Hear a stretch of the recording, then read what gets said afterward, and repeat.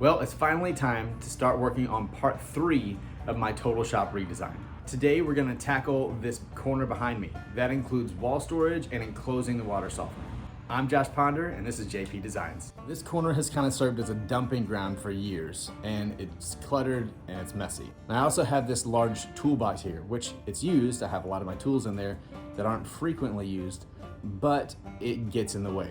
It takes up a large footprint on the surface of the shop, and I need it gone. So I'm gonna create some walls around the water softener here to enclose it, and then that will give me more storage for the walls for tools to put on it. Now, instead of going out and buying standard construction materials, I'm gonna use some of this wood here that I have dumped here for a while. I'm gonna also use some pallets to supplement that wood, and we're gonna get a nice wall right here that we can use effectively. So let's get to work. First thing we need to do is clean this up.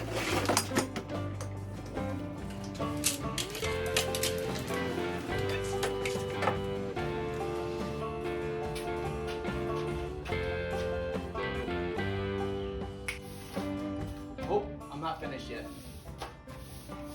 Okay, now I'm done. Well, these are the larger boards that were in the corner that I'm gonna use to cut down and make the walls. These are all 2x4s or 2x material, so I'm gonna cut it into halves. So each one will be roughly 3/4 of an inch. That'll still give me room to plane it down, get it nice and flat, and have more than half an inch of material to work with. I'm gonna cut each of these into about 5 inches, or at least this big panel. I'm gonna cut into 5-inch pieces, cut on the table saw, and then the bandsaw.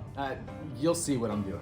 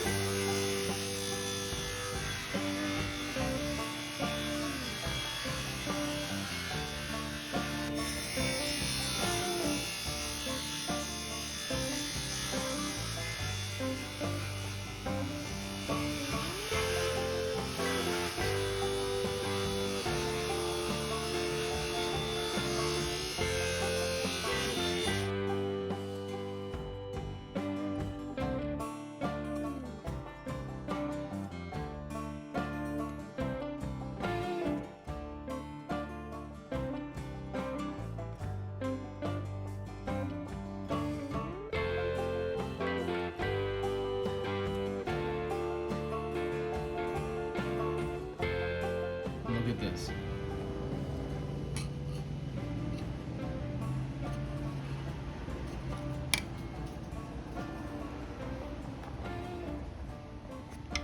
Look how much pitch is on these things.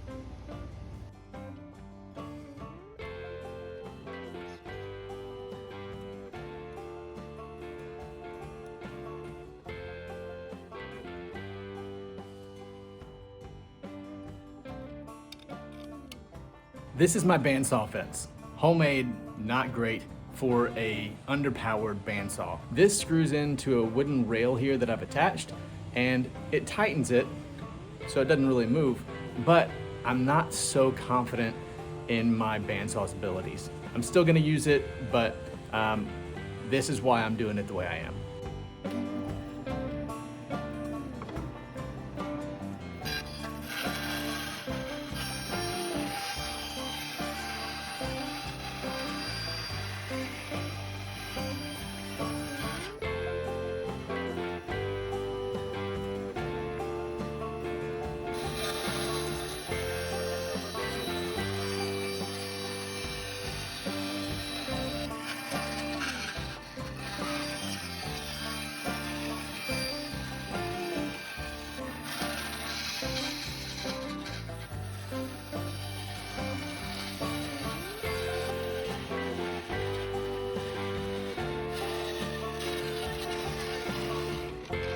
So by resawing, I've gone from this to this. Effectively, now I have enough to make a wall. This isn't enough to make the whole project, but it's a start.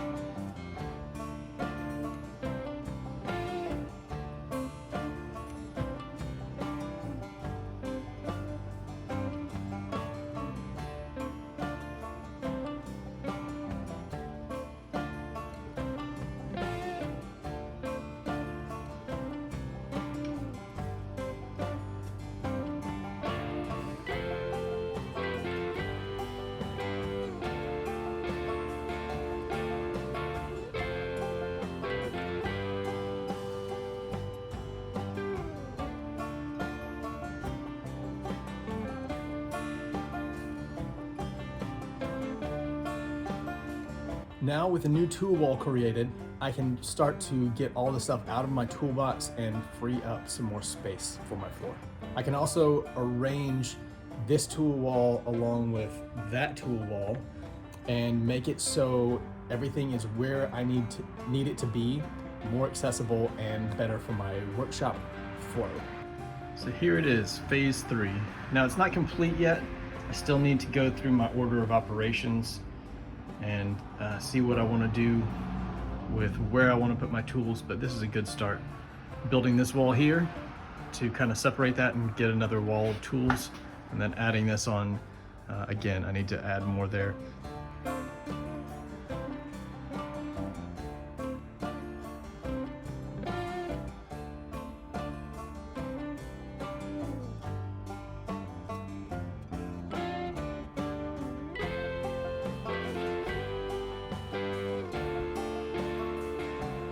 Now I didn't film this because, well, I didn't want to, but I added these drawers in here. I was given some undermount drawers by a friend of mine, so I threw them in there to put my paint and some other supplies and some tools that I don't really use too often.